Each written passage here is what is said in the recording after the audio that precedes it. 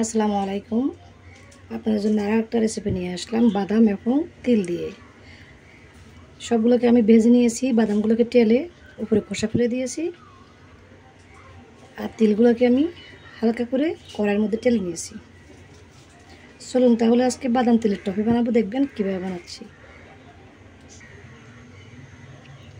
এখানে বেশ কিছু চিনি নিয়েছি, চিনিটাকে আমি ক্যারামেল আকার করে নিব। এরকম যখন হালকা লাল লাল হয়ে আসবে দিয়ে দিবে। এবার সবগুলো একসাথে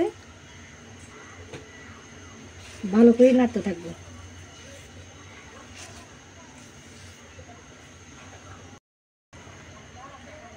তেলের টপিটা নামানোর জন্য আমি এখানে একটু তেল ব্রাশ করে নিয়েছি, সয়াবিন তেল। নাড়তে নাড়তে দেখুন কড়াই থেকে যখন এরকম সারে সারে আসবে তখন নামিয়ে নেব চুলা থেকে। এভাবে ঢেলে দিব।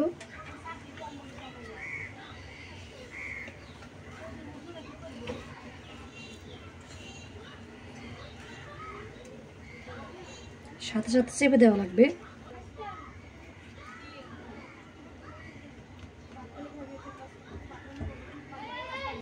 ঠান্ডা হওয়া পর্যন্ত এবার অপেক্ষা করব। তাহলে দেখুন ঠান্ডা হওয়ার পর কেমন হয়েছে বাদাম এবং তিলের টফি। এরকম হবে। আমি ভেঙে ভেঙে দিয়েছি, আপনারা একটু নরম থাকতে কেটে কেটে নেবেন। বানিয়ে ফেললাম বাদাম তিলের টফি, একেবারে মুচমুচে, খেতে খুব ভালো লাগে।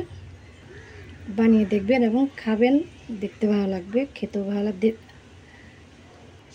আমরা কিন্তু দোকান থেকে ছোটো দামে কিনে আনি, খাওয়ার জন্য খেতে ভালো লাগে। তাই এভাবে বাসায় স্বাস্থ্যকরভাবে নিজেরা বানিয়ে নেবেন, একেবারে সহজভাবে।